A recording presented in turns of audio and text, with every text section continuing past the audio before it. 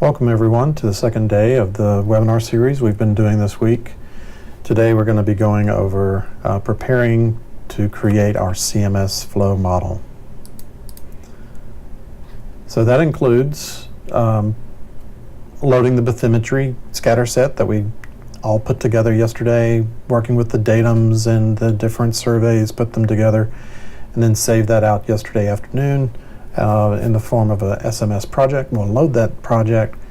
Then we'll go into how to develop the grid domain, the activity data set, which is basically how to define where the land and the water is, where actually the non-computational and computational cells are going to be located.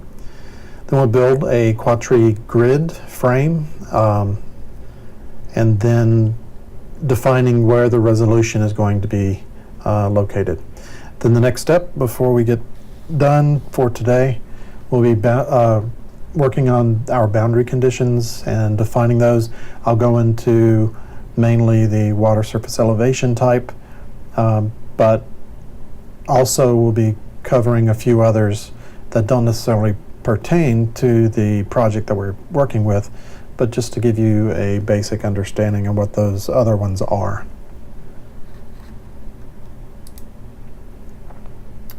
So, to get started, I've put all of the materials that we worked with yesterday into a folder, and you should have been able to get that from the website. At the end of this lecture, I'll go into the website and show you where all the files are located.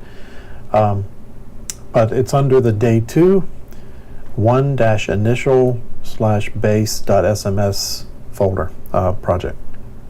So when it comes in, it looks kind of like this. So you've got your bathymetry showing right here, and we have all of these different surveys and different bathymetry data sets that we loaded and worked with yesterday, all loaded, but they're really not needed. So yesterday we combined all of these and got them into this one final merged all bathymetry data set. And so now we can go through and remove the others. So if you want to just select the first one, hold your shift key down and select the last one, then you can press the delete key or the trash can right here, other various methods to just remove those from this project because we really don't need those anymore and they're just taking up space in the data tree.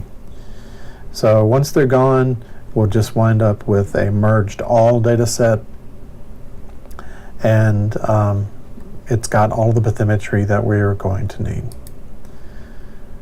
So now that we've got that, what we'll need to do is to add a few different coverages under the map data. So in previous versions of SMS 11.2 and before, some of the concepts were done in the map module, but for the most part, the remainder were all done under the CMS flow or the Cartesian grid module. With SMS 12.3 and later, that's changed, and most everything now is done within the map module. So that's defining all the boundary conditions, how everything fits together, defining your domain, where your land and water is, and I'll go into those different features shortly. So what we'll need to do is to add new coverages for the CMS. The first two are generic. Actually, the first one that we need to do is under models, CMS flow boundary conditions. I'll show you how to get that. The other is generic activity classification, and then also a generic quadtree generator.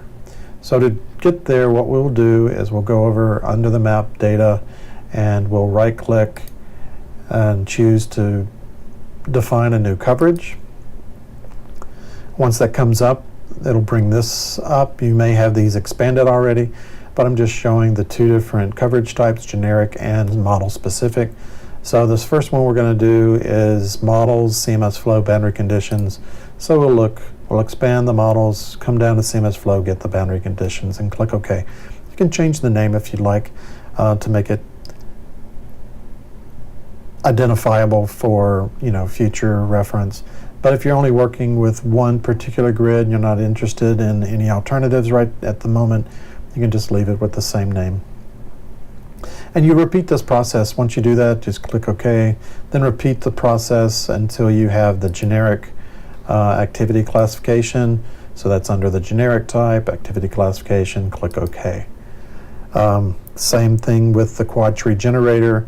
You would right click, new coverage, and then find this. So we've got the 3 that we added. It always has this area property. We don't really use it, but the map module needs to have at least 1, so they always default with that, and it's got nothing in it. So the next thing that we want to discuss is that there are several of these coverages, and while we're working in them, it's nice to know what actually we've already done in the other coverages. And so one of the things we can do is under display options is to look under map, and there's an option for turning on or off the inactive coverages. And that just means the one that you don't have currently selected. If there's anything viewable in that as an inactive coverage, then it will show it. And this color is the color of the nodes and the points and the arcs that will show up. So once we do that, once we have some different information in these 3 coverages, then those would kind of show here. We'll see that as we progress. So the first thing what we want to do is really to tell SMS where the domain for our CMS grid is going to be. So what we'll do is to select the quad tree generator coverage. So you just left click here, make sure it's bold. And then your tools will change a little bit. So depending on what you're already on, you'll see new tools. And right now the only ones available are create a point, create an arc, and create a grid frame. And so that's the one we want to do, is to create a grid frames. We'll click this tool, and then we'll be able to define the domain by clicking out points to define the area. So as this says right here, the order and the accuracy is not really necessary right now. This is true for CMS flow. When we get to working with CMS wave grids, the order of the points you click is important, and so you'll need to keep that in mind. And one thing you could do is to always click the points out in the same order for both the flow and the grid and the wave grid. It doesn't matter, but you would need to start in the water and move towards the land first, and then your longshore direction. That's not exactly what I'm going to show here, but if you wanted to keep it all consistent, you could do that, and that way you could remember easier when you start working with CMS Wave. And we'll show that on Wednesday afternoon, if not Thursday morning.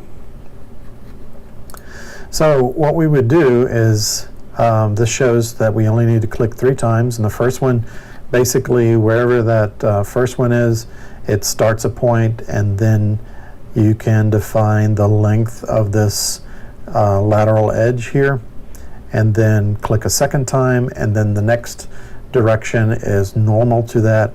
So in that way we are defining how wide the area is that we'll be looking at. So all you need are 3 points, and once you've done that, it will create a grid frame.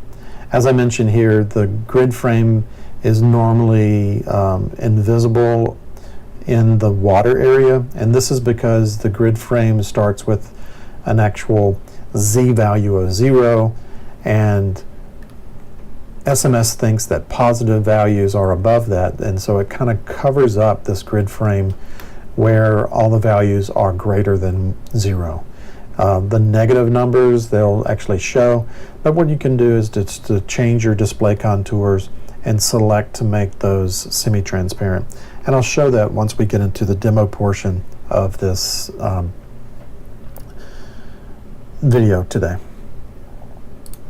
So once you have that, and you see the grid frame created here. I've already made the transparency, added transparency to the contours. And so you have this grid frame, and your tool that we were using before is now shaded. And another tool, basically with an arrow pointing to it, is available. So that just means that in every coverage that allows for a grid frame, you can only have one. And so we've created this one, and now we need to just select that one. So we'll choose that tool, and then once you select the tool, you'll have a selection box for the entire grid frame. In the middle, you can click on that, and then you see a few other things show up. And so these are basically points on the grid frame where we can manipulate the size and shape and even rotation of this. And so I've pointed out a few of them on this slide here, but basically they're in the corners and the centerpieces of every edge, as well as there is a tool which is not really visible a whole lot of times. But anyway, it's always opposite from this IJ triad that is showing up where our origin is. And so you can always click that. And once you grab that, you can rotate, just click and drag around, and you can see the grid frame rotating. And one of the things that you need to keep in mind is that the angle for this should be approximately coordinated with your longshore beach profile, basically, where your beach is. And so as you see, I've gotten this offshore edge pretty close to this angle right here for the beach. One thing you can do is just to grab this center thing and move the whole thing back to where this line is along the beach, and then it'll be easier to see that you can change that angle. And another couple of things to take into consideration, if you have jetties around your inlet, a lot of times you might want to make those jetties align with the direction of your grids. And that's just so that you don't have too many staggered pieces and things like that. That's pretty much an advanced technique, but it's one thing to kind of keep in mind. And it's easy to do as long as the beach and the jetty directions are kind of normal to each other. So anyway, something to think about for future. Another thing to bring up now, if I've not already said it, and I'm sure I'll say it several times in the future, is that you need to save as frequently as you can. That way you have something to fall back on if something goes wrong. SMS right now does not have an undo feature, and so this is our only way to be able to go back without having to redo a lot of work. So as you do complete significant steps, you might want to save. You might want to save under a different name every so often, and that way you have a couple of different levels that you can go back if you need to. One of the things that you can do is to double click on this center box for your grid frame, and it will pull up this grid frame properties box. And basically that tells us where in space our origin is in both the X and the Y, the angle that we've identified, and the I size and J size. And that's basically the offset, the distance from the origin in the I and J direction. And you notice my numbers are pretty even. They're not too messy. That's because I've kind of made them that way. You don't need to, but I like working with real numbers, and that way when you're working with your resolution zones, things don't get a little quirky and things like that. So I tend to make these pretty rounded, if so to speak. So one thing to note is that these values you may need in the future to recreate this grid for another case. And so a lot of times I will keep notes and write these numbers down. And so you really only need at this point these 5 numbers right here, All of this other stuff will change, and we'll be working with those later on as we increase the resolution for our grid. But we may need these for future reference, so just jot them down, or you can always come back into this project and pull it up and look at it again and see. So as I said, these values we can use later on to recreate pretty quickly, and then we're going to actually come back in a little while to this coverage and add resolution. So the next thing we're going to do right now is to switch gears a little bit.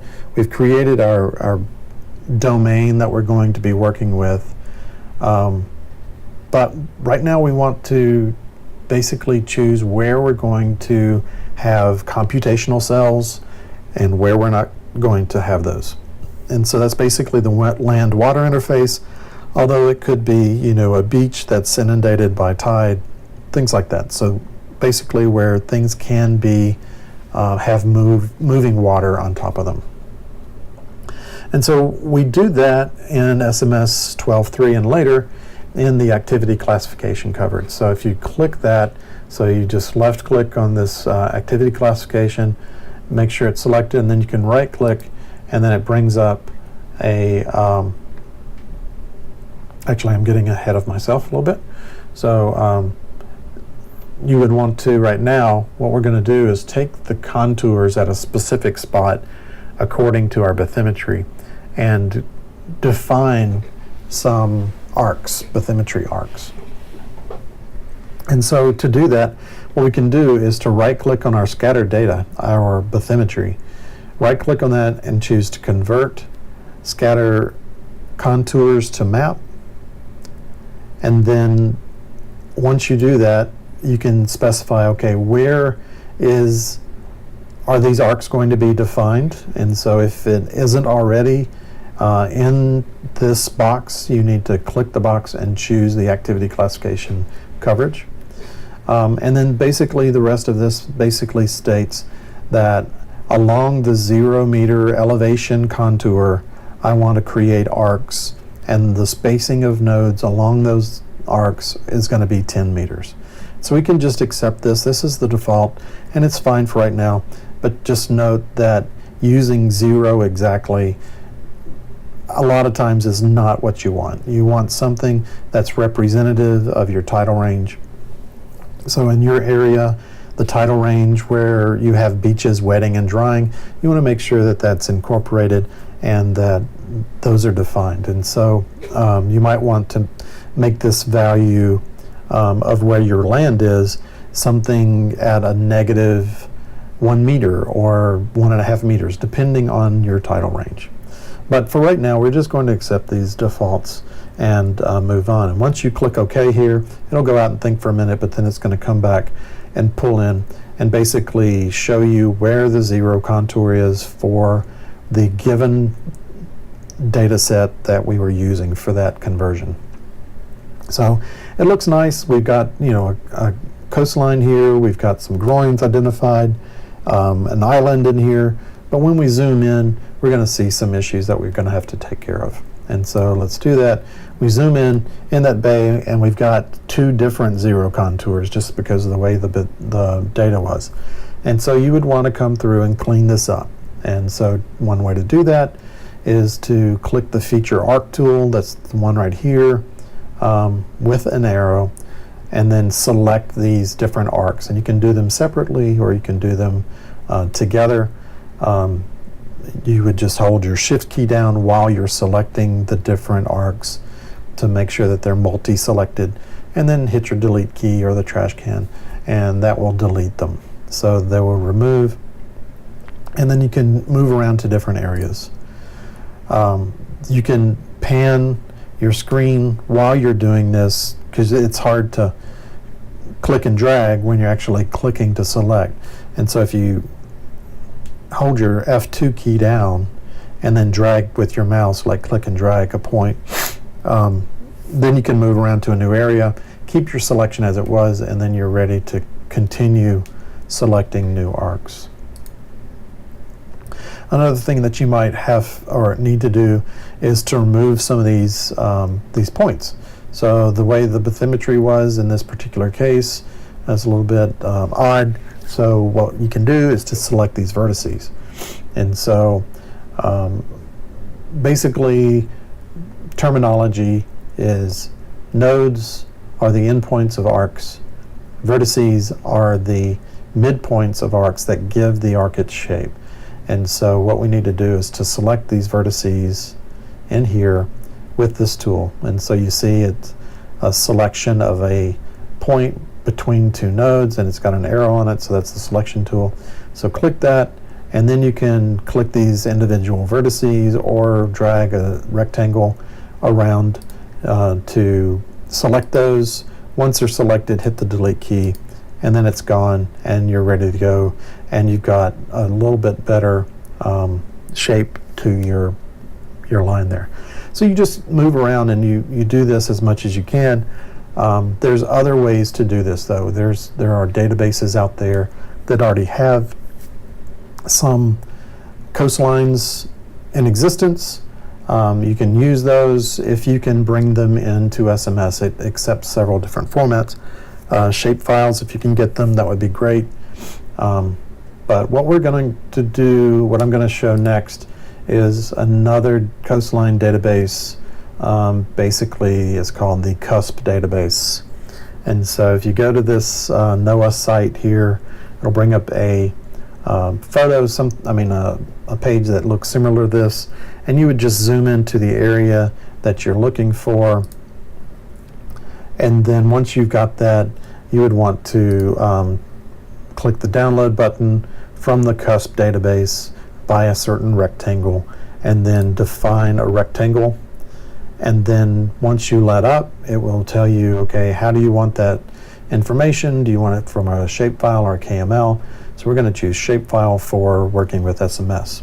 Once you do that, it'll bring and save those to your disk, and you'll have several files here, but the main one we're interested in is this .shp, which is a shapefile in the ArcGIS format. And so we would just grab that and then be able to bring that directly into our grid or our interface, the SMS. So what you would do is you take that and you just drag that file right into the interface here, and then you see something pop up in the GIS data module, and you see a representative line of what is included in that shapefile showing. And so we've got our coastline back here a little bit, and it also has another little piece back here that we can just ignore. But for the most part, we've got the coastline, and it's not in a format right now that we can really deal with. And so what we want to do is to right-click on the data we just brought in, and then there's an option to convert those shapes to feature objects. And so that's what we're going to do, is choose that, and it brings up another wizard here that basically says, I've got this with all these arcs defined by ArcGIS. What do you want to do with them? Where they want to go? And so what we want to make sure is that the coverage for mapping is into the activity classification. So you'll need to drop that down and choose it and make sure that it is activity classification there. Just leave the rest of this alone and click next, and it brings up the next step. And basically there's other data that could be associated, and if you want to grab that data and map it to a data set, you can do that. For this case though, we're just wanting the shape of the coastline and not really interested in all this other information, so we can just click finish here.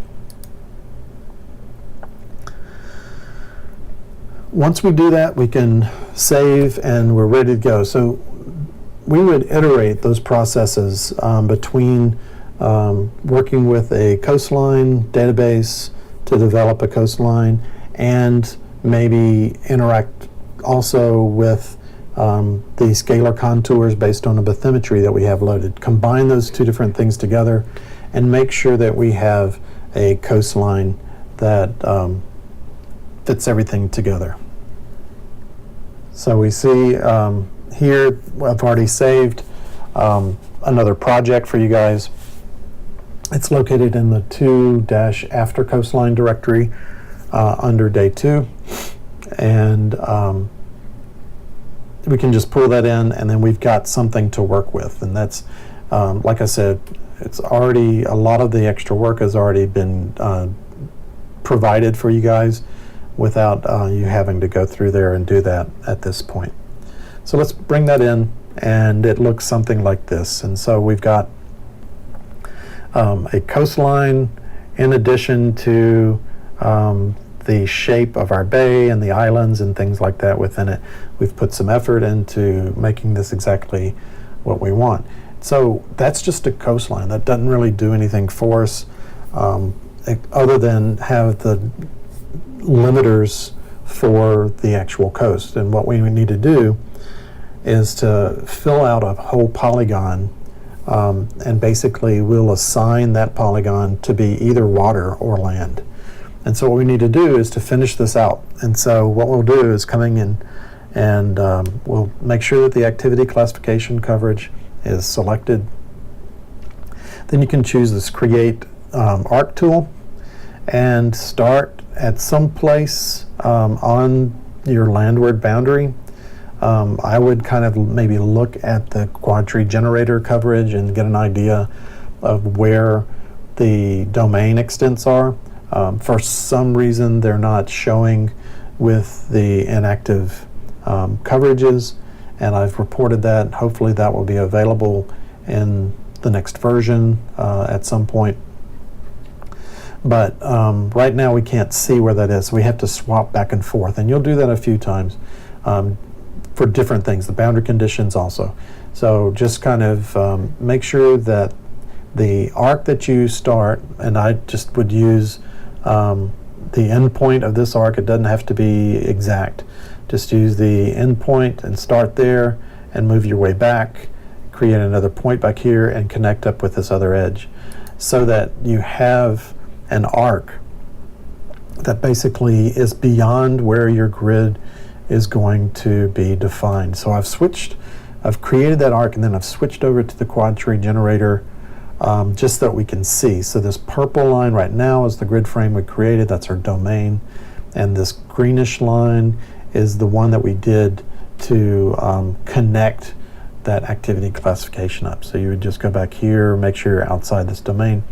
Once you do that, we can switch back to the activity classification data set.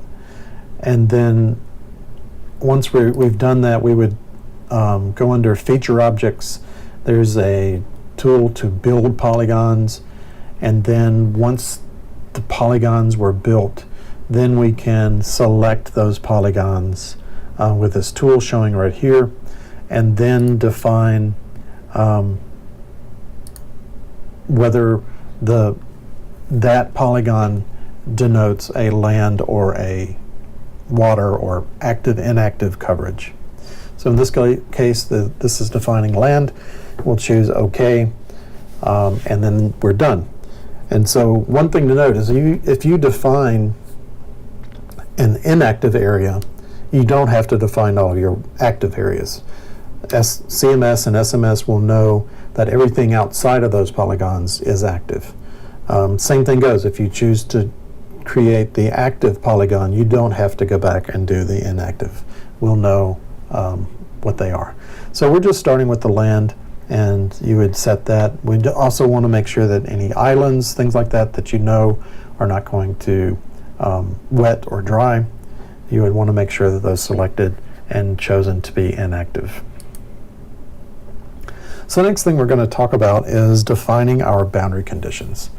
And so for CMS, boundary conditions come in the form of cell strings. And so those cell strings are either on the outside edge of our grid domain, where we would be getting water in the form of tides coming in and out, or a water level, water surface elevation, a river flux, which can be inside the domain.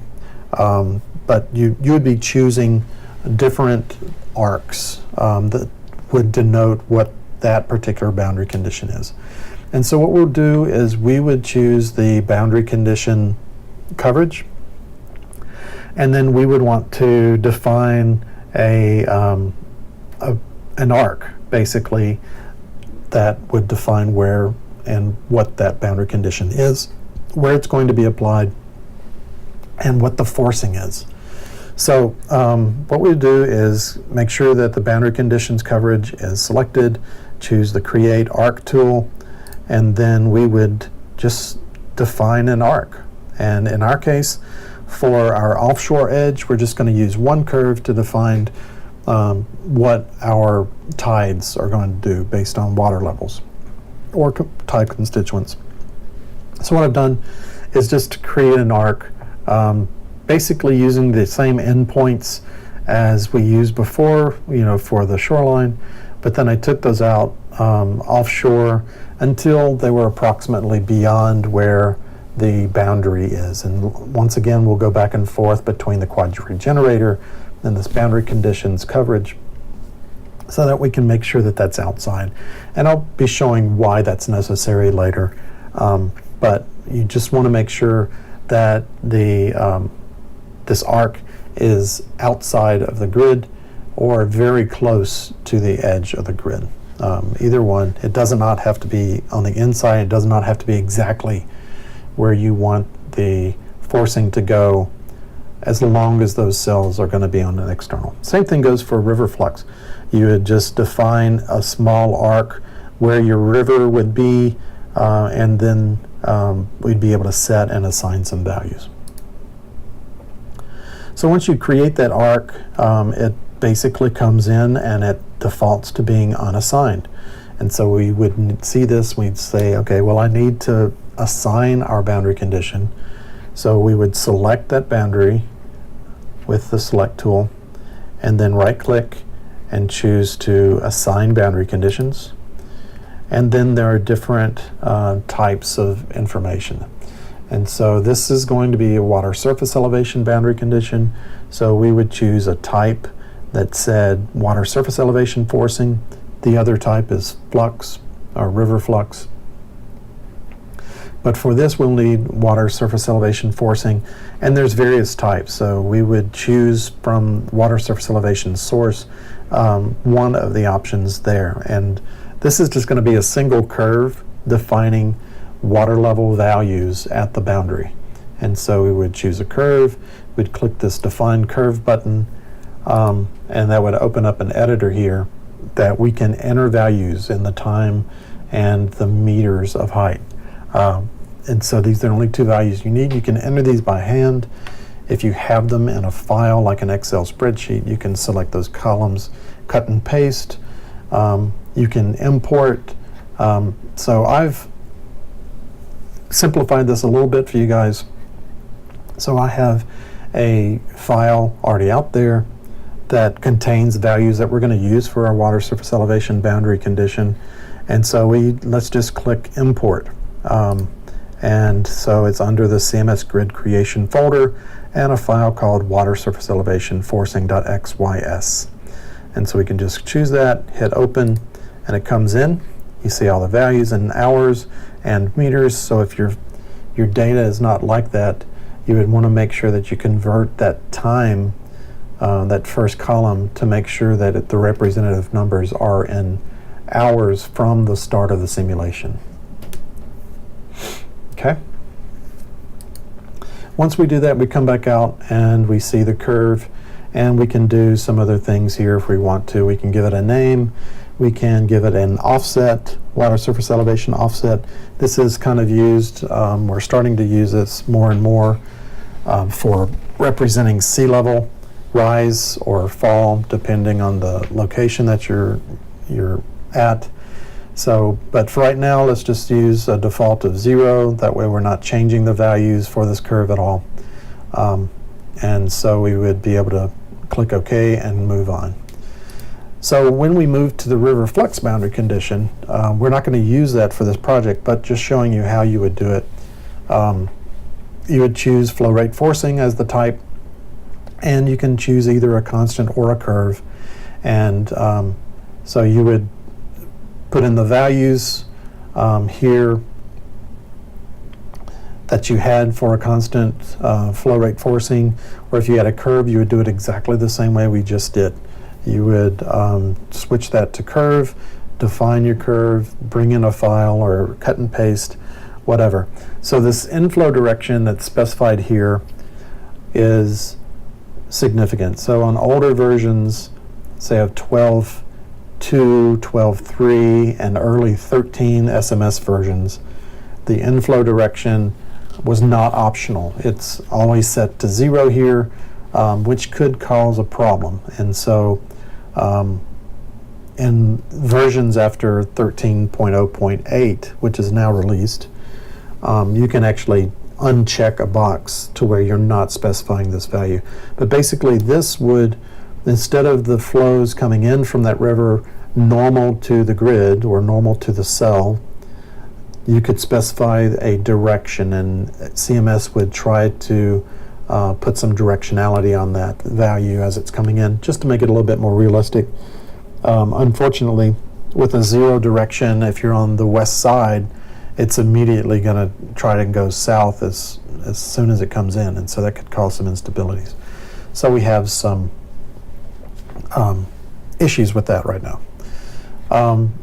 If you know a conveyance coefficient that you want to use, you can go ahead and change that. We have a default here that is pretty standard, so I normally leave that alone. Also, you can give that a name if you'd like. Some of these other things, salinity and temperature, we may get into later in the summer. We're going to do another webinar, and so we'll get into that. But for now, just leave those unchecked, and then you can click OK and move on to the next. So the next thing we have, or next type, is a tidal or harmonic. So you may have tidal constituents that you want to use instead of actual water levels. And so it's also considered a water surface elevation forcing, but the source now is tidal constituent or harmonic. So tidal constituent is basically tied to time of day, time of year for a given area, and harmonics are not. And so harmonics, you just basically have some values to represent that curve, and you don't care that it's starting, no matter when it is, it's always starting at the middle, at the base of a certain part of that curve. So, but tidal constituents actually, it takes into account the starting date of the runs that you're going to be doing. And so that's the type we normally use when we're trying to do reimbursable projects for a certain given location and starting on a certain date. So you make sure that you're doing tidal and not harmonic. You would just specify which constituents. We support several. I think there's 40 or so, but you can just add rows to this table to represent all the ones that contribute enough to where they're significant. So in this case, I'm just showing that we have 5 constituents, and I haven't added the amplitude and phase because we're not really doing that for this project. But this is where you would go. You would do that type of thing. So once you had that situated, then you would click OK and move on. So again, with the inflow direction, it's optional now in 1308, and also the offset is optional. You don't need to have worry about that either.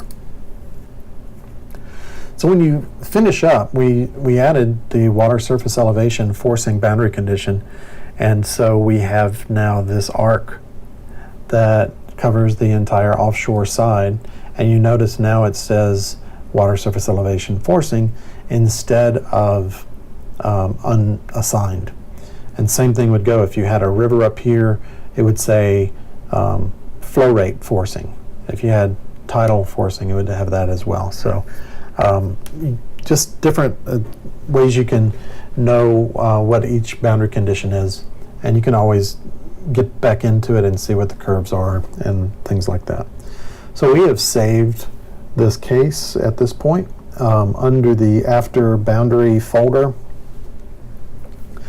and for the next part of this. So I'm going to end the video now to make these a little bit shorter, and we will pick up where we left off and move into taking all of these information and going in and building a quadtree grid, adding zones of resolution, things like that.